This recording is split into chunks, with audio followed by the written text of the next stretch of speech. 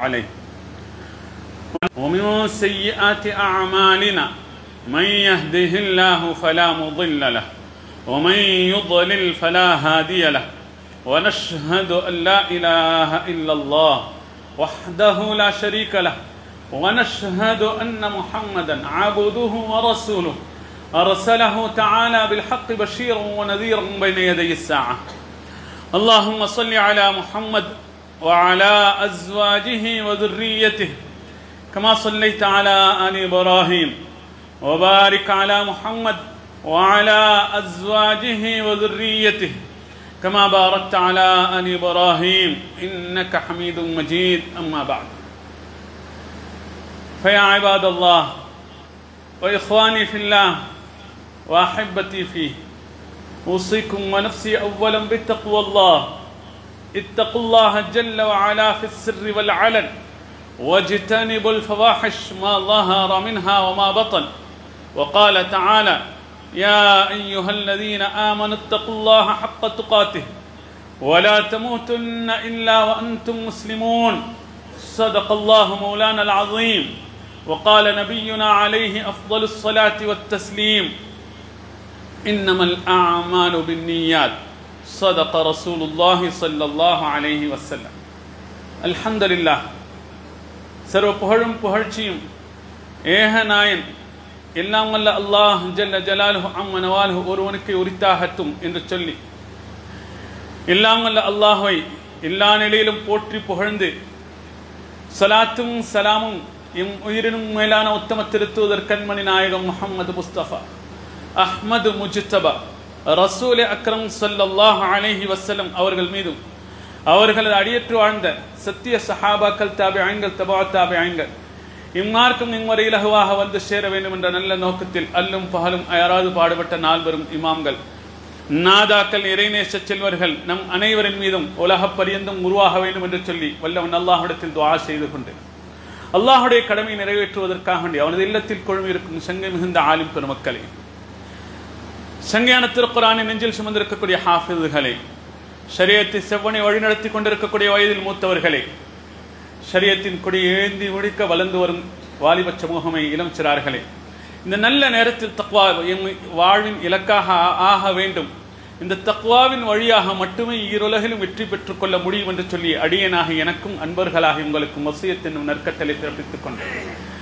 கணியத்திற்குரிய அன்பார்ந்த அல்லாஹ்வின் நல்லடியார்களே, இன்றைய சுத்துபாவுடைய தலையங்கமாக அக்குர்னை ஜம்இய்யத்துல் உலமா தயாரித்து கொடுக்கக்கூடிய ஒவ்வொரு மாதமும் 4ஆம் வாரம் பெரும் சிரமத்தோடு பெரும் தியாகத்தோடு குத்துபாவை தயாரித்து முழு அக்குர்னையிலும் எல்லா குத்துபாக்களும் ஒரு மூன்று அமைய வேண்டும், ஒரே கருத்தும் ஒரே சிந்தனையும் சமுதாயத்தில் மேலோங்க வேண்டும் என்ற நல்ல நோக்கத்தில் நீண்ட காலமாக பாடுபட்டு தயாரித்து கொண்டிருக்கின்றார்கள்.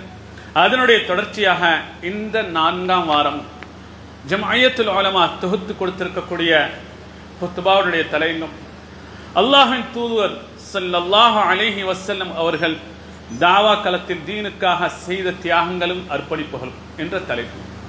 கண்ணியத்திற்குரியவர்களே, நாம் இருக்கக்கூடிய இந்த காலம் சஃபரினுடைய இறுதி காலத்தில் நாங்கள் இருந்து கொண்டிருக்கின்றோம், இறுதி பகுதியில் நாம் வாழ்ந்து கொண்டிருக்கின்றோம்.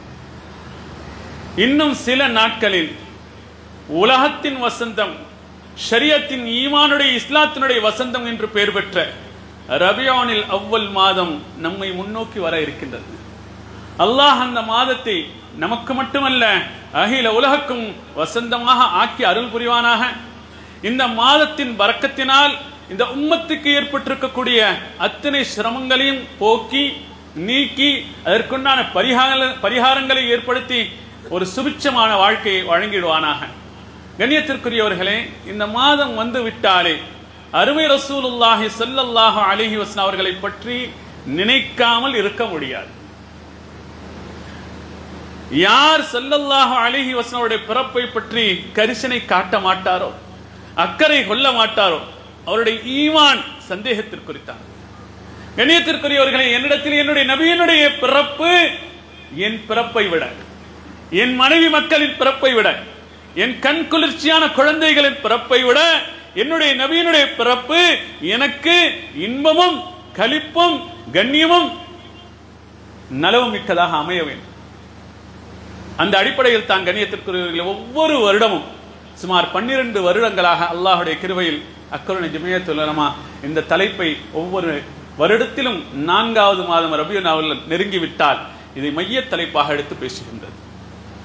நம்முடைய ஈமானுடைய அடையாளம் கண்ணியத்திற்குரியவர்களே, அருமை ரசூலுல்லாஹி ஸல்லல்லாஹு அலைஹி வஸல்லம் அவர்களை பற்றி சொல்லும் பொழுது குர்ஆன் சொல்லுகின்றது, அன்-நபி அவுலா பில் முஃமினீன் மின் அன்ஃபுஸிஹிம். ஒரு நபி முஃமின்களுக்கு எப்படி இருக்க வேண்டும்? நிச்சயமாக நபி அவர்கள் முஃமின்களுக்கு அவர்களின் உயிரை விட போற்ற தகுந்தவர்கள், நெருக்கம் கொள்ள தகுதியானவர்கள். எனக்கு எல்லாம் முக்கியமான, எனக்கு என்னுடைய மனைவி, என் பிள்ளைகள், என் தாய் தகப்பன், என் உடன் பிறந்தவர்கள், என் ஊர், என் உறவு அத்தனையும் எனக்கு மதிப்பு மிக்கது. நான் அவைகளுக்காக எதையும் செய்யும் நிலையில் இன்று நாம் வாழ்ந்து கொண்டிருக்கின்றோம். குற்றமில்லை கண்ணியத்திற்குரியவர்கள். ஆனால் நாம் ஒரு அளவு வைத்திருப்போம், எல்லாம் எனக்கு பின்னால், எனக்கென்று ஒன்று வந்துவிட்டால் நான் என்னை பார்த்துக் கொள்ள வேண்டும். உலகத்தினுடைய நீதி அதுதான். தாய்க்காக தன் உயிரை மாய்க்கும் தனையர்கள் கிடையாது. மனைவிக்காக தன்னை துன்புறுத்திக் கொள்ளும் கணவன்மார்களும் கிடையாது. நான் என் மனைவியை சந்தோஷப்படுத்துவேன் என்னை பார்த்துக் கொண்டதற்கு பிறகு. என் பிள்ளைகளை நான் பராமரிப்பேன் என்னை பார்த்துக் கொண்டதற்கு பிறகு. ஆனால் குர்ஆன் சொல்கின்றது, நபியின் மீது உண்டான ஒரு முஃமினுடைய பார்வை என்னவாக இருக்க வேண்டும்? அன்-நபி அவுலா பில் முஃமினீன் மின் அன்ஃபுஸிஹிம். ஒரு நபி ஒவ்வொரு முஃமினுக்கும் அவர்கள் உயிரை விட மிகவும் நேசம் கொள்ள தகுதியானவராக இருக்க வேண்டும்.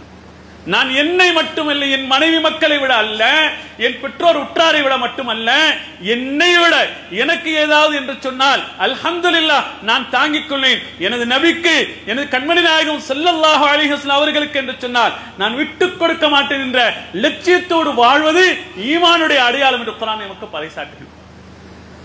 உலகத்தில் எனக்கு எங்க பிரச்சனை ரொம்ப பெரிய பிரச்சனையாக இருக்குது. ஏன்? நாம் நம்மை மையப்படுத்தி வாழ பழகிவிட்டோம். எனக்கு என்னுடைய அத்தனையும் எனக்கு முக்கியம், என்னை சார்ந்து நான் வாழ வேண்டும், எனக்குள்ள பிரச்சனைகள் தான் பிரச்சனை. உலகத்தில் நான் மட்டும்தான் பிரச்சனையில் இருக்க நாம் நினைத்துக் கொண்டிருக்கின்றோம். கணியத்தில் அவ்வாறு அல்ல.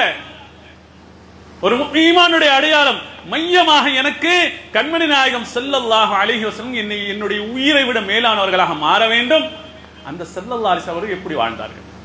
நம்ம நினைச்சிருக்கோம் உலகத்தை நான் தான் பிரச்சனைக்கு ஆளாக இருக்க. யார்கிட்ட கேட்டா சொல்லுவாங்க, ஏன் பிரச்சனை எனக்கு தெரியும் சொல்றோமா இல்லையா? ஏன் என்னுடைய பிரச்சனை மட்டும்தான் உலகத்துல பிரச்சனை என்று நினைக்கும் நிலைக்கு ஆளாகிவிட்டோம். கண்ணியத்திற்குரியவர்களே, அதற்கு சிறந்த பகரமாகத்தான் இந்த ஹுத்பா தயாரிக்கப்பட்டுள்ளது. ஸல்லல்லாஹு அலைஹி வஸல்லம் அவர்களை சற்று நினைப்போம் என்று சொன்னால், யோசிப்போம் என்று சொன்னால், வகுல்லு மஸாஇப் பஅதக ஜலல் யா ரசூலல்லாஹ்.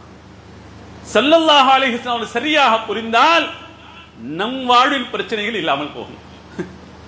என் வாழ்க்கை பிரச்சனை இருக்கு, பிரச்சனையாக இருக்கு, என் கடை எனக்கு தொல்லையாக இருக்குது, என் குடும்பம் எனக்கு கஷ்டமாக இருக்குது, என் பிள்ளைகள் எனக்கு துன்பமாக இருக்கின்றார்கள், உள்ள பிரச்சனை நாம் யோசிச்சுட்டு இருக்கிறோம், தீர்வு தெரியல, வாழ வழி புரியல. கண்ணியத்திற்குரியவர்களே, சரியாக ஸல்லல்லாஹு அலைஹி வஸல்லம் அவர்களை பார்ப்போம் என்று சொன்னால் அந்த வழியில் நம் ஒட்டுமொத்த உலகத்து பிரச்சனைக்கும் தீர்வை பெற்றுக் கொள்ள முடியும். அந்த மாதிரி ஸல்லல்லாஹு அலைஹி வஸல்லம் இன்னும் நாம பார்க்கல, அதனால தான் பிரச்சனைகளுக்கு தீர்வு இன்னும் ஏற்படுதில்லை.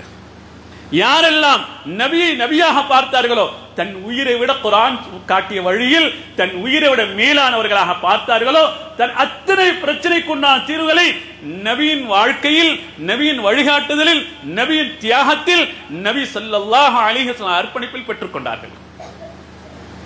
அந்த வாழ்க்கை தெரியாதன் காரணமாகத்தான் நமக்கு நம் வாழ்க்கை பிரச்சனையாக ஆகிக்கொண்டிருக்கிறது. பிரச்சனை எல்லாம் வாழ ஆசை இருக்கா? யாருக்கு ஆசை இல்லை? எல்லாருக்கும் ஆசை இருக்குது. அந்த பிரச்சனைகளை தீர்க்க வேண்டும் என்று சொன்னால் கண்மணி நாயகம் ஸல்லல்லாஹு அலைஹி வஸல்லம் சரியாக பார்ப்போம் என்று சொன்னார் எல்லா பிரச்சனைகளும் தீரும்.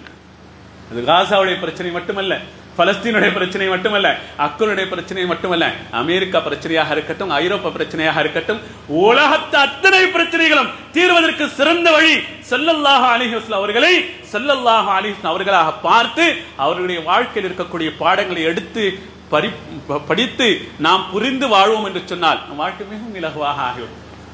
ஸல்லல்லாஹு அலைஹி வஸல்லம் தலைப்பு, இந்த தலைப்பு அமைக்கப்பட்டுள்ளது. நான் இவ்வளவு பிரச்சனைகள் பேசிக் கொண்டிருக்கிறோமே, இவ்வளவு உயரத்துக்கு போன ஸல்லல்லாஹு அலைஹி வஸல்லம் எவ்வளவு சிரமங்களை சகித்தார்கள், அவருடைய தியாகங்கள் என்ன, அந்த அர்ப்பணிப்புகள் என்ன, எந்த அளவுக்கு அவருடைய அந்தஸ்துகள் உயர்வாக இருந்ததோ, எந்த அளவுக்கு அவருடைய பொறுப்புகள் கூடுதலாக இருந்ததோ, அதே அளவுக்கு அவர்களுடைய சிரமங்களும் கூடுதலாக இருந்தது. அவங்களுக்கு என்ன ஒரு பிரச்சனையும் இல்லை, அல்லாஹ்வுடைய உதவி இருந்துச்சு. இல்லை கண்ணியத்திற்குரியவர்களே, அல்லாஹ்வுடைய உதவி அவர்களுடைய தியாகத்தினுடைய அடிப்படையில் தீர்மானிக்கப்பட்டிருந்தது. ஸல்லல்லாஹு அலைஹி வஸல்லம் பிறப்பிலிருந்து ஆரம்பிக்கும் என்று சொன்னார். பிறக்கும் பொழுது, ஒரு குழந்தை பிறக்கும் பொழுது என்னென்ன எதிர்பார்ப்புகள் இருக்கும்? நம்ம வீட்டில் பபா கிடைக்க போகுது, ஒய்ஃபுக்கு பிள்ளை பிறக்க போகுது, தாத்தாக்கு, தங்கச்சிக்கு, நானாக்கு, யாருக்கோ ஒரு ஒரு வாரிசு உருவாக போகுது. என்ன எதிர்பார்ப்புகள் இருக்கும்? அந்த தாயினுடைய எதிர்பார்ப்பு என்ன? தகப்பனுடைய எதிர்பார்ப்பு என்ன? உலகத்தினுடைய பிரச்சனைகளுக்கான தீர்வு சொல்ல வரும் ஸல்லல்லாஹு அலைஹி வஸல்லம் அவர்களுடைய பிறப்பை அல்லாஹ் எப்படி ஆக்கினான் தெரியுமா? பிறக்கிறதுக்கு முன்பதாகவே பாப்ப மூத்து. இதை விட சோதனை என்னங்க இருக்க முடியும் உலகத்துல? பிறப்பதற்கு முன்பதாகவே அல்லாஹ் தன் அடியான், தன் நேசர் ஸல்லல்லாஹு அலைஹி வஸல்லம் முழு பொறுப்பையும் தான் எடுத்துக்கொள்ள வேண்டும் என்பதற்காக முதல் பிரச்சனை, முதல் சோதனை ஸல்லல்லாஹு அலைஹி வஸல்லம் தகப்பன் மரணித்த பிறகுதான் ஸல்லல்லாஹு அலைஹி வஸல்லம் உலகத்தில் கண் திறக்கின்றார்கள். எப்படி இருக்கும்? வழிகாட்ட வேண்டிய வழிகாட்டி, தகப்பனை போன்ற சிறந்த வழிகாட்டி உலகத்தில் யாரும் வந்து விட முடியாது. எந்த ஆசானாக இருக்கட்டும், எந்த நண்பனாக இருக்கட்டும், ஒரு தகப்பனை போன்ற வழிகாட்டுதல் யாரும் யாருக்கு கொடுத்து விட முடியாது. ஆனா அந்த வழிகாட்டுதலை ஸல்லல்லாஹு அலைஹி அவர்களுக்கு அல்லாஹ் முதலில் பரித்தெடுத்திருப்பார். எவ்வளவு பெரிய சோதனையோடு தன் வாழ்க்கை ஆரம்பித்திருப்பார்கள். சரி, ஒரு பக்கம் ஸல்லல்லாஹு அலைஹி வஸல்லம் தகப்பன் இல்லை, அல்ஹம்துலில்லாஹ். பிறந்தவுடன் தாயினுடைய அரவணைப்பு எவ்வளவு பெரிய தேவையாக இருக்கும், எவ்வளவு பெரிய தேவையாக இருக்கும். தாயினுடைய அரவணைப்பு தேவைப்படும் நேரத்தில் அந்த அரவணைப்பை அர்ப்பணித்தார்கள் ஸல்லல்லாஹு அலைஹி வஸல்லம். 6 வயசு தாயை வஃபாத்தாக்குறாங்க. இதை விட சோதனை ஒரு மனிதனுக்கு உலகத்தில் என்ன இருக்க முடியும்? கைவிடுத்து வழி நடத்த வேண்டிய தகப்பன் கண் திறக்கும் முன்பதாகவே கபருக்கு போய்விட்டார்கள். கண்ணியத்திற்குரியவர்களே, அரவணைக்க வேண்டிய வயதில் தன்னுடைய அன்பு தாய் ஹஜ்ரத் ஆமினா ரலியல்லாஹு அன்ஹா அவர்களும் மண்ணறைக்குள் புகுந்து விட்டார்கள். எவ்வளவு பெரிய சார்! அதனால ஸல்லல்லாஹு அலைஹி வஸல்லம் எனக்கு இல்ல, எனக்கு உம்மாவும் இல்ல, வாப்பாவும் இல்ல, நான் அப்படியே இருப்பேன். இல்ல கண்ணியத்திற்குரிய, எத்தனை பொறுப்புகள் சுமத்தப்பட்டதோ அத்தனை பொறுப்புகளையும் செவ்வனே நிறைவேற்றினார்கள். இதுதான் ஸல்லல்லாஹு அலைஹி வஸல்லம். எந்த சோதனை வந்தாலும், எந்த பிரச்சனை வந்தாலும், குடும்பம் நிலை குலைந்து போனாலும், தாய் தகப்பன் இல்லாமல் போனாலும், ஒரு முஃமின் தன் ஈமானை இழந்துவிடக் கூடாது. மிக பெரும் பாடத்தை வார்த்தையால் அல்ல, வாக்கியங்களால் அல்ல, வாழ்க்கையால் அல்லாஹ் இந்த உம்மத்துக்கு படித்துக் கொடுத்திருக்கிறார். நபியை பாருங்க, நபியை பாருங்க. இதை விட என்னங்க பிரச்சனை? தொழுகை இல்ல, உம்மா மூத்து, பாப்பா மூத்து, மனைவி மூத்து. அதனால மார்க்கத்தின் மிக முக்கியமான கடமைகளில் குறைபாடு செய்கின்றார். ஏன் பிரச்சனை எனக்கு தான் தெரியும், ஏன் பிரச்சனை எனக்கு தான் தெரியும். யாரும் சொல்ல முடியாத அளவுக்கு அத்தனை பிரச்சனைகளையும் சுமந்து கொண்டு ஒரு அனார வேணும் அல்லாஹுக்கு மாற்றம் செய்யாத உத்தமர்களாக ஸல்லல்லாஹு அலைஹி வஸல்லம் அவர்களை வாழ வைத்தார். வார்த்தையில் அல்ல, வாழ்க்கையில். அரவணைக்க வேண்டிய வயதில் தாய் இழந்து விட்டார்கள். கரம் பிடித்து நடக்க வேண்டிய வயதில் தகப்பனை இழந்து விட்டார்கள். அந்த நேரத்தில் இருந்து கொண்டு கூட ஒழுக்கத்தில் குறைபாடுகள் இல்லை, கடமைகளை மோசடிகள் செய்யவில்லை, அடுத்தவர்களுடைய சொத்துக்களை அபகரிக்கவில்லை, அடுத்தவர்களுக்கு அநியாயம் அத்துமீறவில்லை. ஒரு அழகான வாழ்க்கை பழகினார். அல்லாஹ் படித்துக் கொடுத்தான். கண்ணியத்திற்குள் பெரும் பாடம், பெரும் பாடம். இன்னைக்கு ஒவ்வொரு காரணங்களை காட்டி நாம் குறைகள் செய்து கொண்டிருக்கின்றோம். எனக்கு அல்லாஹ் இந்த வசதியை கொடுக்கல, இது அல்லாஹ் இப்படி செஞ்சிட்டான், அதனால நான் குறைபாடுகள் செய்து கொண்டிருக்கிறேன். என்னுடைய கண்ணியத்தில் யாரும் பேசவானா, யாரும் பேச வேண்டாம். அருமை ரசூலுல்லாஹ் ஸல்லல்லாஹு அலைஹி வஸல்லம் உலகத்திற்கு மிக அழகான, மிக சிறந்த, மிக உன்னதமான வாழ்க்கை வாழ்ந்தார்கள். எல்லா விதமான சோதனைகளும் தன்னகத்தை கொண்டிருந்தார்கள். அது பிரச்சனையா கூட சொல்லல. பாருங்களேன், நான் எவ்வளவு பெரிய அனாதையாக இருக்கிறேன், எங்க வாப்பா இல்லை, எங்க உம்மா இல்லை, பிரச்சனையாக கூட இந்த உம்மத்திற்கு காட்டவில்லை. கண்ணியத்திற்குரியவர்களே, தன் கஷ்டங்களை தன்னோடு வைத்துவிட்டு இந்த சமுதாயத்திற்கு என்ன செய்ய வேண்டும் அதில் கண் கருத்துமாக செயல்பட்டார்கள். கண்ணியத்திற்குரிய அன்பார்ந்த அல்லாஹ் நல்லடியார்களே, வாழ்க்கையின் உச்சத்துக்கு சென்றார்கள், வாழ்க்கையின் மிகப்பெரிய உச்சத்துக்கு போனார்கள். கண்மணி நாயகம் ஸல்லல்லாஹு அலைஹி வஸல்லம் பிறப்பு ஒரு ஆச்சரியமானது. அவ்வளவு சிரமங்களோடு, அவ்வளவு தியாகங்களோடு, அவ்வளவு அர்ப்பணிப்போடு அமையப்பட்டது. சரி, இவ்வளவு சிரமத்துக்கு பிறகும் கூட நபித்துவம் வருது. நபித்துவம் 40 வயசுல நபித்துவத்தை ஏற்கிறாங்க. நபித்துவத்தை ஏற்கும் பொழுது பாவம் அனாதையாக கஷ்டப்பட்டுட்டாங்க, சிரமப்பட்டுட்டாங்க. இப்போ நபித்துவத்தை கண்ணியமான முறையில் அல்லாஹ் கொடுத்தான். கண்ணியத்திற்குரியவர்களே, ஆனால் ஏராளமான சிரமங்களை சகித்துக் கொண்டார். சொந்த வாழ்க்கையில் பிரச்சனை, கடுமையான இழப்புகளை சந்தித்தார்கள். ஆனால் அது பிரச்சனையாக நினைக்கவும் இல்லை, உம்மத்துக்கு பரிசாட்டவும் இல்லை, அதனால் எந்த கடமைகள் குறைபாடுகள் செய்யவும் இல்லை. அடுத்ததாக அடுத்த பொறுப்பு இந்த உம்மத்தினுடைய பொறுப்பு. உம்மத்தினுடைய பொறுப்பு. நபித்துவத்தை சுமக்கின்றார்கள். நபித்துவத்தை சுமக்கும் பொழுது இப்படி வாங்கண்டு ஏசியில கூப்பிட்டு உட்கார வச்சு அல்லாஹ் கொடுக்கல. எத்தனை சோதனைகள் கொடுக்க முடியுமோ. கணியத்திற்குரியவர்கள் 40 வயசு நெருங்குது. 40 வயசு நெருங்குது. ஸல்லல்லாஹு அலைஹி வஸல்லம் நபித்துவத்தின் அடையாளங்கள் நல்ல கனவுகளின் மூலமாக சஹீஹ் புகாரில் ஹதீஸ் பதிவு செய்யப்பட்டிருக்கு. நல்ல கனவுகளின் மூலமாக ஆரம்பித்து வைக்கப்படுகின்றது. அந்த கனவுகள் ஆரம்பிக்கப்பட்ட உடனேயே ஸல்லல்லாஹு அலைஹி வஸல்லம் தேட ஆரம்பிச்சிட்டாங்க. உண்மை தெரிய வேண்டும். சத்தியத்தை நோக்கி தன்னுடைய பயணத்தை ஆரம்பித்து விட்டார்கள். வழிகாட்டுதல் இல்லை கண்ணியத்திற்குரியது. இருந்தாலும் இறை தேட்டம் அவர்கள் இழுத்து சென்றது ஹிரா குகைக்கு போறாங்க.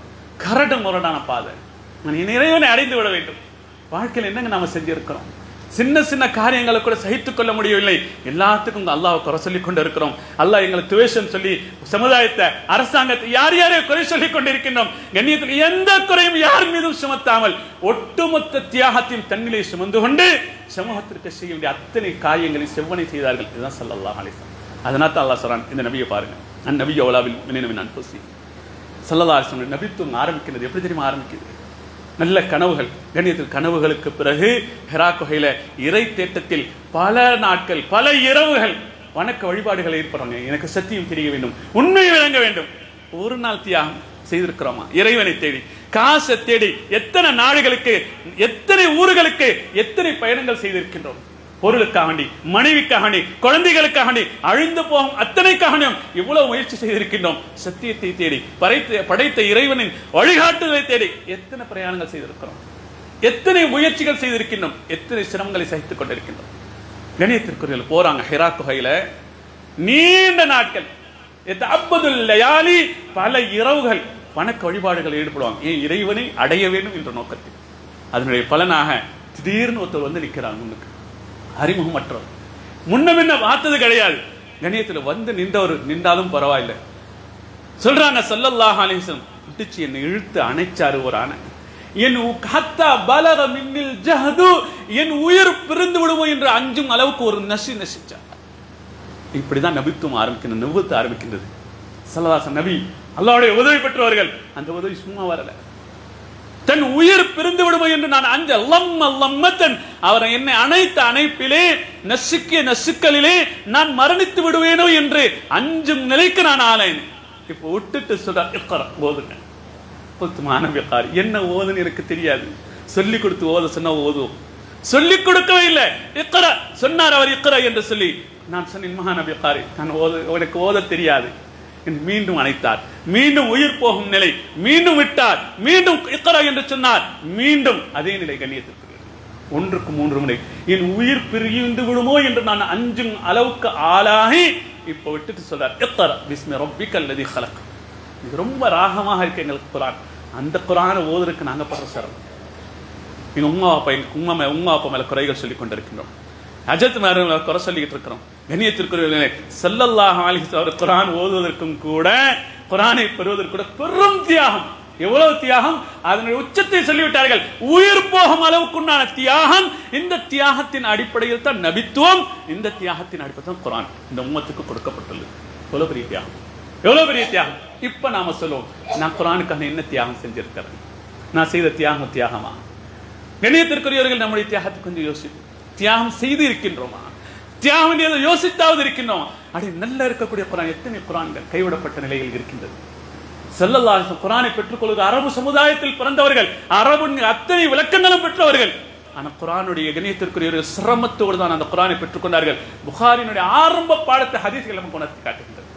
நபித்துவத்தை பெற்றுக்கொண்டதும் கூட ஸல்லல்லாஹு அலைஹி வஸல்லம் சந்தோஷத்தோட சிரித்த முகத்தோட வரவேற்று கண்ணியத்தில் இல்லை, கடும் சிரமத்தோடு பெற்றுக்கொண்டார்கள். அந்த சிரமத்தோடு பெற்றுக்கொண்டதுனால தான் குர்ஆனுடைய எழுத்தாக அதனுடைய மதிப்பு அவர்கள் உள்ளத்தில் ஆழமாக பதிந்தது.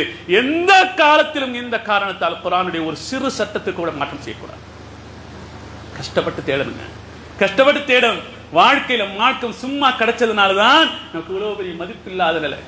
மார்க்கம் தேவைப்பட்ட கலட்டி போடுற நிலைமையில காலில் போடுற செருப்பு மாதிரி மார்க்கத்தை ஆக்கி வச்சிருக்கோம். அல்லாஹ் பாதுகாக்க வேண்டும், அல்லாஹ் பாதுகாக்க வேண்டும். உண்மையில தான் கண்ணியத்திற்குரியவர்கள், தேவைப்பட்டா போட்டுக்கிறது, தேவைப்பட்டா கழட்டிக்கிறது. இன்னைக்கு எத்தனை பேர் நிலைமையில வந்துருச்சு? ஏன்? மதிப்பில்லாமல் கையில் கிடைத்திருக்கின்றது. கஷ்டப்பட்டிருந்தால் அந்த கஷ்டத்தினுடைய அந்தஸ்தை புரிந்து கொள்வோம். ஸல்லல்லாஹு அலைஹி வஸல்லம் அவர்களுக்கு குர்ஆனை கொடுத்தது, அரபு மொழியில் குர்ஆனை கொடுத்த அல்லாஹ் சும்மா கொடுக்கல, அவ்வளோ பெரிய சிரமத்துக்கு பிறகு சொல்றாங்க, குர்ஆனை சுமந்து விட்டேன், எடுக்கிறப்ப அவ்வளோ பெரிய கஷ்டம். குர்ஆன் சில வசனங்கள் உள்ளத்தில் பதிந்த உடனே உடம்பெல்லாம் காய்ச்சல் போட ஆரம்பிச்சிருச்சு. எந்த மதரசாக்கு நாங்க போயிட்டு எங்க உடம்பெல்லாம் காய்ச்சல் போட்டு வந்திருக்கிறோம். கண்ணியத்திற்குரியவர்கள் காய்ச்சல் போட ஆரம்பிச்சிருச்சு.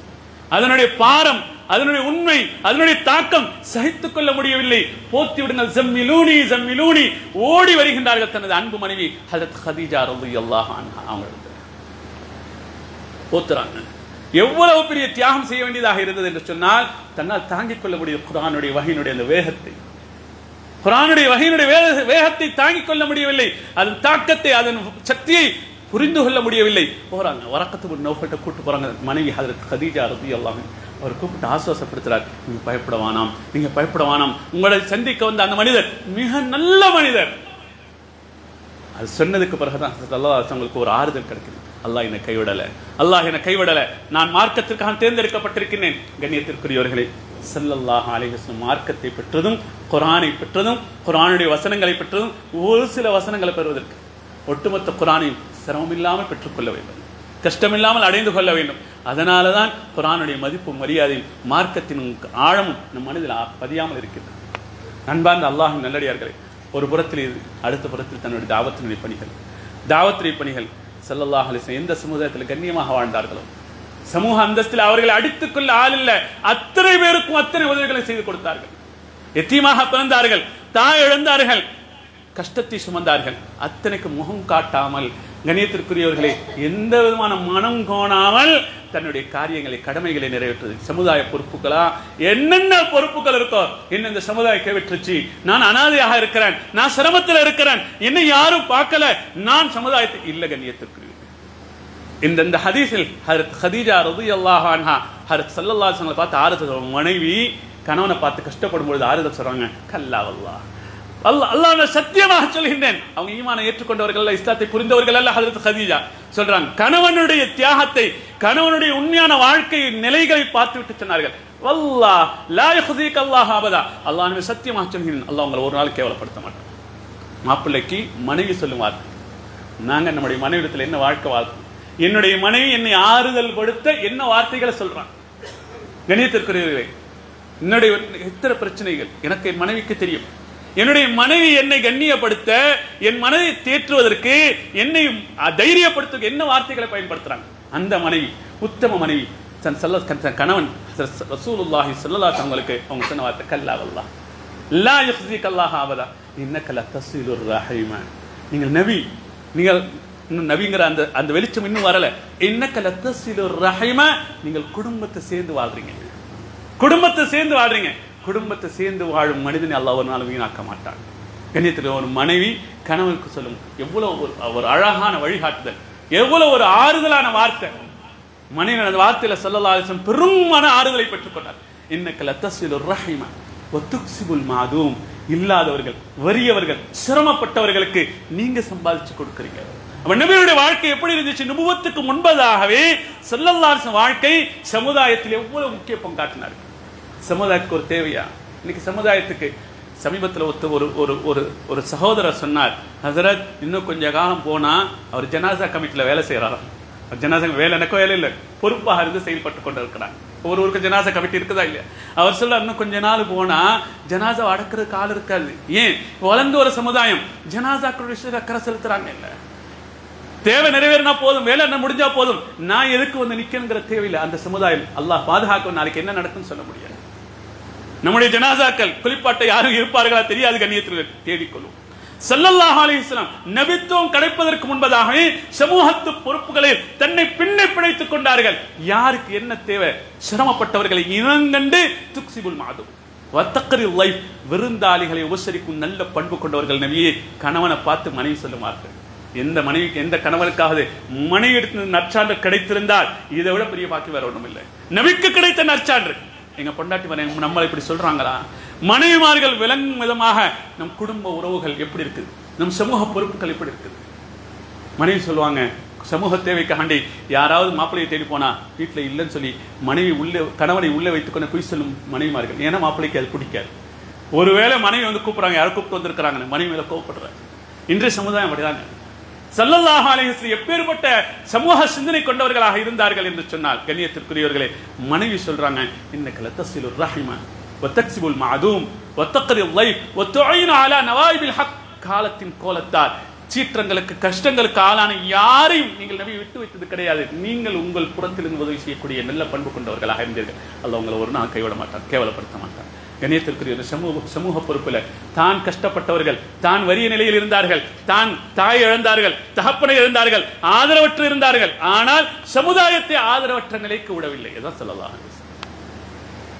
அதனால் தான் அல்லாஹ் குர்ஆன்ல சொல்லி காட்டுகின்றான், கண்ணியத்திற்குரியவர்களே, லஅல்லக பாக நஃப்ஸக அல்லா யகுனு முஃமினீன். இந்த சமுதாயத்தில் கொண்ட ஆக இறுதி, ஆக கடைசி, ஆக உச்சகட்ட கவலை, இந்த உம்மத்துக்கு ஈமான் வந்து சேருதில்லையே, இந்த உம்மத்துக்கு ஈமான் வந்து சேருதில்லையே. அந்த கவலையில் நபியை பார்த்து அல்லாஹ் கவலைப்படுகின்றான். நபியை என்ன இப்படியே போய் உங்களை நீங்கள் மாய்த்துக் கொள்ள போகின்றீர்களா?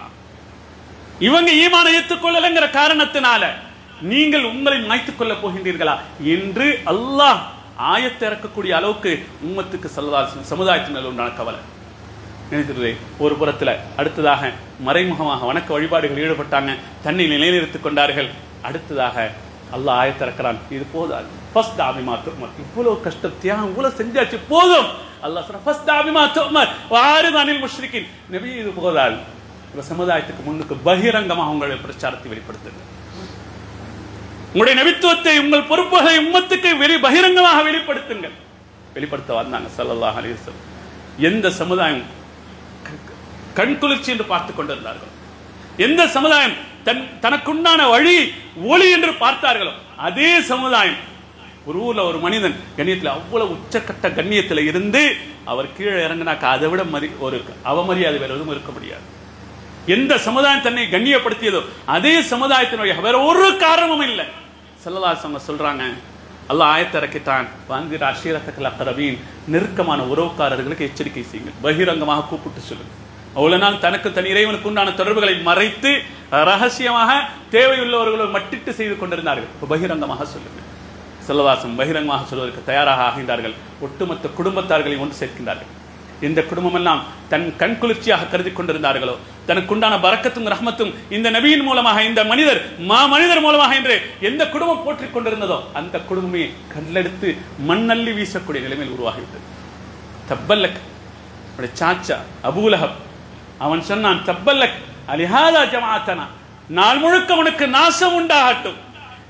அவன் அந்த வார்த்தையை குடும்பத்தில் யாருமே ஸல்லல்லாஹு அலைஹி வஸல்லம் சொன்னது கிடையாதுங்க, யாருமே சொன்னது கிடையாது. நம்மளை பார்த்து யாரோ நாசமா போன்னு சொன்னார் எப்படி இருக்கும் கண்ணியத்தில்? அதுவும் யார் போற்றிய சமுதாயம், தன் உறவுகள் அத்தனை பேரும் சொந்த காரியத்தில் சொந்த காரணத்துக்காக ஸல்லல்லாஹு அலைஹி வஸல்லம் அவ்வளவு கண்ணியப்படுத்தினாங்க. ஸல்லல்லாஹு அலைஹி வஸல்லம் மார்க்கத்தை எடுத்து சொன்னவுடன் இன்னி நதீருலக்கும் பைனயதை அதாபில் ஷதீத் கேட்கிறாங்க, இங்க வாங்க என் குடும்பமே, என் உறவுகளை. அந்த நேரத்தில் அந்த சமுதாயத்தினுடைய குடும்பத்தினருடைய நிலைகள் என்ன விளங்கப்படுத்துறாங்க. நான் இந்த மலைக்கு பின்னுக்கு பெரிய ஒரு படை வந்திருக்குது, உங்களை எல்லாம் அழிக்க போகுதுன்னு சொன்னா இன்னும் நீங்க நம்புவீங்களா நம்ப மாட்டீங்களா? ஒட்டுமொத்த கூட்டமும் குடும்பமும் உறவுகளும் அத்தனை பேரும் சேர்ந்து சொன்னாங்க, ஏன் இல்லாமல் மா ஜர்ரபனா அலைக இல்லா சித்கா, இவ்வளவு நாளும் உண்மையை தவிர வேற எதுவும் உங்களை இடத்துல நாங்கள் கண்டதே கிடையாது. அதனால இப்ப நீங்க படை வந்திருக்குன்னு சொன்னா உடனே நம்ப நாங்க தயாராக இருக்கிறோம், நாங்கள் எதிர்த்து போராட தயாராக இருக்கின்றோம். அந்த படம் வந்தா நம்புவேன்னு சொல்றீங்களே, அதை விட பயங்கரமான அழிவு உங்களை காத்துக் கொண்டிருக்கிறது. இப்ப இன்னி நதீரலக்கும் பைனயதை ஆதாரம் இதுதாங்க பிடிக்கிறார். ஏன்னா அந்த குடும்பம் இருக்கின்றார்களே எல்லாத்திலையும், இன்னைக்கு நமக்கு நம்ம குடும்பம் அதுதான், எல்லா விஷயத்தையும் உடன் இருப்பாங்க. மார்க்கம் சொல்லும் பொழுது அந்த ஆரம்பிச்சுட்டார் சொல்றாங்களா இல்லையா? இது ஸல்லல்லாஹு அலைஹி வஸல்லம் அந்த பிரச்சனை இருந்துச்சு. மார்க்கத்தை தவிர எதை வேண்டாலும் பேசுங்க, கண்ணியப்படுத்துவார்கள், ஆக உயர்ந்த அந்தஸ்தில் வைப்பார்கள், நம்மளை ஆக உயர்ந்த மரியாதையோடு பார்ப்பார்கள்.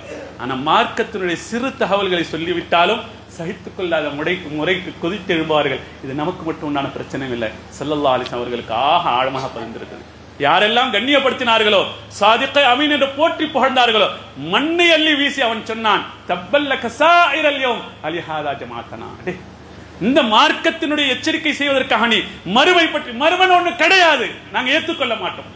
இந்த மறுமைக்காக வாழ்ற வாழ்க்கை எங்களுக்கு பிடிக்காது, இந்த மார்க்கத்துடைய வாழ்க்கை எங்களுக்கு வானம். அதனால அதை மறுத்து கண்ணியத்திற்குரியவர்களை மறுமையுடைய எச்சரிக்கை செய்தவுடன், மார்க்கத்தின் எச்சரிக்கை முன்னால் வைத்தவுடன், மார்க்கத்தினுடைய பிரச்சாரத்தை பகிரங்கமாக சொல்ல ஆரம்பித்தவுடன் இறைவனுடைய கட்டளை அப்பவும் போட்டு தூற்றினார்கள். என்னென்ன வார்த்தைகள் சொல்லி அவர்களை அவமரியாதை செஞ்சாங்க. யாரெல்லாம் கண்ணியப்படுத்தினா சொன்ன வார்த்தைகளை குர்ஆன் எடுத்து சொல்லி காட்டுகிறது. அவங்க சொன்னாங்க, இன்னும் அவர் பைத்தியக்காரர். அல்லாஹ் பாதுகாக்கணும். கண்ணியத்திற்குரியவர்களே, எனக்கு உங்களுக்கு இந்த வார்த்தை யாராவது சொல்லிட்டார் என்ன நிலைக்கு ஆளாகும்? அவர் சூனியக்காரர். யாரு? உண்மையை தவிர இது உங்களிடத்தில் அறிய வேண்டியது. நேருக்கு நேராக எந்த நபியை பார்த்து போற்றி புகழ்ந்தார்களோ அதே நபியை பார்த்து சொன்னாங்க, இவர் சூனியக்காரர், இவர் பைத்தியக்காரர் என்றெல்லாம் சொல்ல ஆரம்பிச்சாங்க. சொல்லாசங்க ஒரு நாளும் சடையவில்லை.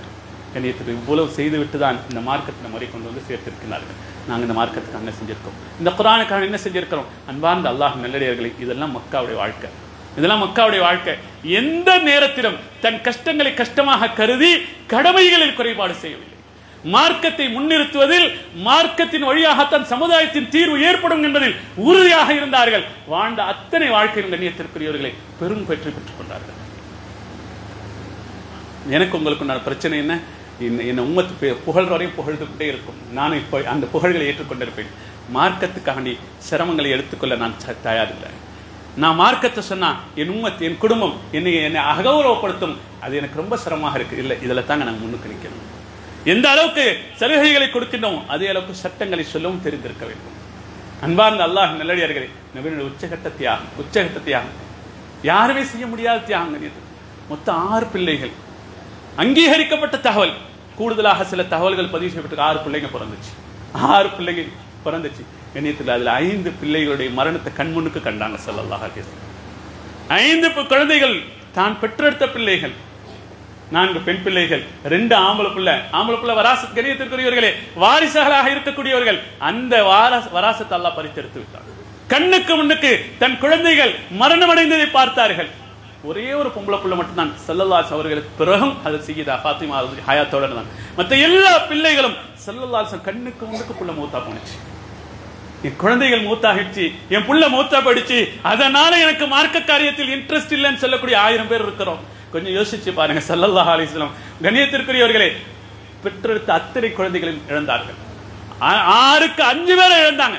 ஒரே ஒரு பெண் பிள்ளை மட்டும்தான் ஸல்லல்லாஹு அலைஹி அவர்களுக்கு பிறகு வாழ்ந்தார்கள். அது எவ்வளவு காலம்? நபி ஸல்லல்லாஹு அலைஹி வஸல்லம் சொல்லிட்டாங்க, எனக்கு பிறகு நீங்க சீக்கிரமா நீங்களும் வந்து சேர்ந்துருவீங்க. தன்னுடைய மரணத்துக்கு பிறகு தன் மகளின் மரணம் அதிவிரைவாக நடக்கும் என்று அறிவிப்பு செய்த ஒரு தகப்பன் உலகத்தில் யார் இருக்க முடியும்? இணையத்திற்கு என்னென்ன காரணங்களை காட்டி நாங்கள் மார்க்கத்தை புறக்கணித்துக் கொண்டிருக்கின்றோம், மார்க்க காரியங்கள் மெத்தனத்தனமாக நடந்து கொண்டிருக்கிறோம். எனக்கு நீ கவலைப்படுவோம். அன்பார்ந்த அல்லாஹ் நல்ல இவ்வளவு தியாகம் செய்துதான் ஸல்லல்லாஹு அலைஹி வஸல்லம் மார்க்கத்தை கொண்டு வந்து கொடுத்துருக்காங்க. இது மதீனா மக்காவுடைய வாழ்க்கை. மதீனாவுடைய அடுத்த பகுதிகள் பெரும் சிரமங்களை எதிர்கொண்டாங்க. அந்த சிரமங்களை எதிர்கொண்டுதான் ஸல்லல்லாஹு மார்க்கத்தை நம்ம கொண்டு வந்து சேர்த்திருக்கிறாங்க. அந்த சிரமத்தை எல்லாம் சகிக்காவிட்டால் ஓரளவுக்கு சரி கண்ணியத்திற்குரியவர்களே, மார்க்கத்தின் பேரால் வரக்கூடிய சோதனைகளை சகித்துக் கொள்வோம். இந்த மார்க்கத்தின் வழியாகத்தான் என் துன்பங்களுக்கும் துயரங்களுக்கும் எனக்கு மட்டுமல்ல இந்த ஒட்டுமொத்த ஊருக்கும் உலகத்துக்கும் அல்லாஹ் விடுவி வைத்திருக்கிறான் என்பதை நம்புவோம். அந்த நம்பிக்கை கூட இல்லை. ஒரு பிரச்சனையா நான் என்ன தீர்வு சொல்றேன், அந்த தீர்வை இந்த உம்மத்தை ஏற்றுக்கொள்ளணும் என்று நினைப்பது மாத்திரமல்ல, அது இந்த சமுதாயத்தினை திணிக்கக்கூடிய ஒரு பண்புகட்ட சமுதாயமாக உருவாகி கொண்டிருக்கும். ஒரு பிரச்சனைக்கு தீர்வு கேட்டால் ஆளுக்கால் தீர்வு, இந்த தீர்வு தான் தீர்வு என்று பிடிவாதம் பிடிக்கக்கூடிய நிலம். அதனால தான் எங்களுக்கு தீர்வே வருதில்லை. கண்ணியத்தில் காசாவுடைய பிரச்சனை அதை விட மேம்பட்ட பிரச்சனைக்கு ஸல்லல்லாஹு அலைஹி வஸல்லம் ஹிஜ்ரி 7 ஆரம்பிச்சு 10 ஹிஜ்ரி 10 வரை, ஹிஜ்ரி 7 ஆரம்பிச்சு ஹிஜ்ரி 10 வரை 3 வருட காலம் ஒட்டுமொத்த குடும்பத்தால் உறவுகளால் ஒதுக்கி வைக்கப்பட்டார்கள். அல்லாஹ் யுராக்கு உடன்படிக்கை டீல் எழுதி கைச்சாட்டி விட்டுட்டார்கள். ஒட்டுமொத்த குறைஷி கோத்திரம் அவங்களை மீறி யாரும் எதுவும் செய்ய முடியாது. இன்னைக்கு உலகத்திலே சூப்பர் பவர் 1000 இருக்கலாம், அன்னைக்கு அந்த சமுதாயத்திலே சூப்பர் பவர் குறைஷிகள் தான். குறைஷிகள் உடன்படிக்கை செய்தார்கள். பனு ஹாஷிம் இந்த நபிக்கும் நபியோடு இருக்கக்கூடிய யாராக இருந்தாலும் அவர் இஸ்லாத்தை ஏற்றுக்கொண்டு இருக்கட்டும், முஃமினாக இருக்கட்டும், முஸ்லிமாக இருக்கட்டும், அல்லாஹ் யுனாக்கிஹும் திருமண உறவுகள் வைத்துக் கொள்ளக்கூடாது. வலா யூஹும் தங்குவதற்கு இடம் கொடுக்க கூடாது. ஷேபா அபி தாலிப்ல அபயம் அளிக்கப்பட்டார்கள், ஒதுங்கி போனாங்க. கண்ணியத்திற்குரிய உண்ண உணவு இல்லை 3 வருட காலம் கடுமையான வேதனைகளுக்கு சோதனைகள் காலம். இன்னைக்கு காசாவுடைய பிரச்சனைகளுக்கு பெருசா விளங்குது. இதனுடைய முன்னுதாரணம் ஸல்லல்லாஹு அவர்கள். இதை விட மோசமான முறையில் அவர்களும் இஸ்லாத்தை ஏற்றுக்கொண்ட சஹாபாக்களும் சகித்திருக்கின்றார்கள். அவங்களுக்கு உண்டான ஆகப்பெரிய விசேஷம் என்னன்னாக்க அந்த நல்ல குணம், நல்ல பண்பு, நல்ல பழக்க வழக்கம் காஃபிர்கள் கூட சேர்ந்து அவங்களோட வந்துட்டாங்க.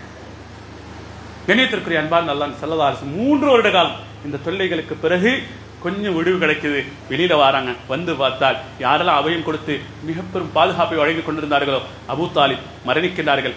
ஹஜ்ரத் ஹதீஜா ரலியல்லாஹு அன்ஹா அன்பு மனைவி, அவனுடைய மரணம் ஏற்படுது. வாழ்நாள் முழுக்க சோதனை, வாழ்நாள் முழுக்க சோதனை. நிம்மதி என்று ஒன்று தெரியுமா என்று தெரியாத அளவுக்கு ஸல்லல்லாஹு அலைஹி வஸல்லம் சோதனைகளிலே இருந்தார்கள். ஆனா அந்த சோதனைகளை காரணம் காட்டி மார்க்கத்தின் எந்த பணியிலும் எல்லளவும் முனை அளவும் கூட அவர்கள் சோரம் போகவில்லை, குறையிடவில்லை, ஓட்டை வைக்கவில்லை. கண்ணியத்திற்கு அந்த பழக்கத்தை எடுத்துக்கொள்ளும். என்னுடைய மார்க்கத்துல நான் காட்டும் கரிசனையும் அக்கறையும் என் அத்தனை பிரச்சனைகள் தீர்வாக ஆகும். இல்ல, நான் என் பிரச்சனைகளுக்கெல்லாம் தீர்வு மார்க்கத்தை விட்டு வெளியில வந்தாதான், ஷரியத்தை விட்டு வெளியில வந்தாதான், ஷரியத்தின் படி வாழ்ந்தால். என் அன்பு வாலிபர்களே, இன்னைக்கு தெளிவா சொல்றாங்க, இப்படியே மார்க்கம் மார்க்கம் தீன் தீன் இப்படிலாம் வாழ்ந்தால் வாழ முடியாது. நினைத்துக் கொள்ளாதீர்கள். மார்க்கத்தின் வழியாக மட்டுமே மனித வாழ்க்கை வளம் பெறும். மார்க்கத்தை விட்டு வாழும் எந்த வாழ்க்கையில் வெற்றி பெற்றுக் கொள்ள முடியாது. 1000 சோதனைகள் வரலாம், 1000 துன்பங்கள் வரலாம், 1000 அல்ல லட்சம் கோடி வந்து விட்டு போகட்டும். என் அத்தனை சோதனைகளுக்கும், என் சமுதாய சோதனைக்கும், என் ஊராக இருக்கட்டும், நாடாக இருக்கட்டும், தேசமாக இருக்கட்டும், ஒட்டுமொத்த உலகத்து சோதனைகளுக்கும் தீர்வை பெற்றுக்கொள்ள முடியும் என்று சொன்னால் நபிகள் பெருமான் ஸல்லல்லாஹு அலைஹி வஸல்லம் அவர்கள் காட்டிய அந்த அர்ப்பணிப்பு, அந்த அர்ப்பணிப்புகள் அத்தனை சோதனைகளாக வைத்துக் கொண்டு மார்க்கத்தில் முன்னேறி கொண்டே இருந்தார்கள். எல்லளவு கூட அவர்கள் பின்னக்காகவில்லை. இது மட்டுமே மனித சமுதாயத்தின் வாழ்வுக்கு வழிவகுக்கும். அல்லாஹ் பேர்பட்ட நல்ல வாழ்வை நம் அனைவருக்கும் ஏற்படுத்தி அருள் புரிவானாக. அந்த தியாகத்தின் வழியாக நாமும் தியாகம் செய்வோம். மார்க்கத்தை பின்பற்றுவதில் கூடுதல் கரிசனை செலுத்துவோம். இந்த மார்க்கத்தின் வழியாக மட்டுமே உலகத்து மக்களுக்கும் பிரச்சனைகளுக்கு தீர்வு ஏற்படும். அது காசாவாக இருக்கட்டும், பலஸ்தீனாக இருக்கட்டும், இலங்கையாக இருக்கட்டும், இந்தியாவாக இருக்கட்டும், அமெரிக்காவாக இருக்கட்டும், ஆப்பிரிக்காவாக இருக்கட்டும், எந்த நாடாக இருக்கட்டும், எந்த தேசமாக இருக்கட்டும், வரக்கூடிய தொல்லைகள் அல்லாஹுடைய புறத்திலிருந்து வந்து கொண்டிருக்கின்றது. தீர்வு அல்லாஹுக்கு கட்டுப்பட்டு நடப்பதில், அவன் காட்டிய வழியில் வாழ்வதில் மட்டுமே தீர்வை பெற்றுக் கொள்ள முடியும். அந்த நல்ல தீர்வை அல்லாஹ் வல்லவன் அல்லாஹ் நம் அனைவருக்கும் வழங்கி அருள் புரிவானாக. யா அல்லாஹ் இரக்கமுள்ள ரஹ்மானே, கிருபையில் நான் எங்களுடைய பாவங்களை மன்னித்து விடுவாயாக.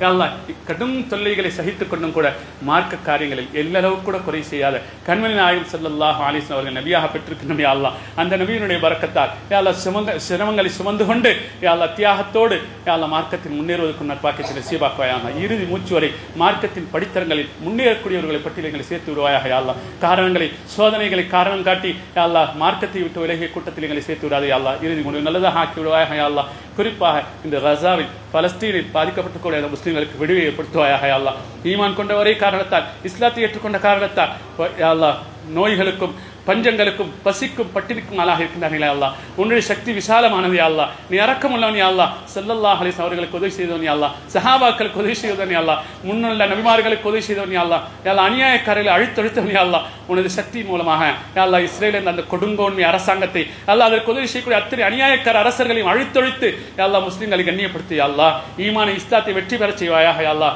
இறுதி முடிவு நல்லதாக ஆக்கியதல் புரிவாயாக. யா அல்லாஹ் ரப்பனா வலம்னா அன்ஃபுஸனா வ இன் லம் தக்ஃபிர் லனா வ தர்ஹம்னா لنكونن من الخاسرين. الحمد لله نحمده ونستعينه ونستغفره ونؤمن به ونتوكل عليه ونعوذ بالله من شرور أنفسنا ومن سيئات أعمالنا. من يهده الله فلا مضل له ومن يضلل فلا هادي له. ونشهد أن لا إله إلا الله وحده لا شريك له. ونشهد أن محمدا عبده ورسوله أرسله تعالى بالحق بشيرا ونذيرا بين يدي الساعة. اللهم صل على محمد وعلى أزواجه وذريته كما صليت على آل إبراهيم وبارك على محمد وعلى أزواجه وذريته كما باركت على آل إبراهيم إنك حميد مجيد.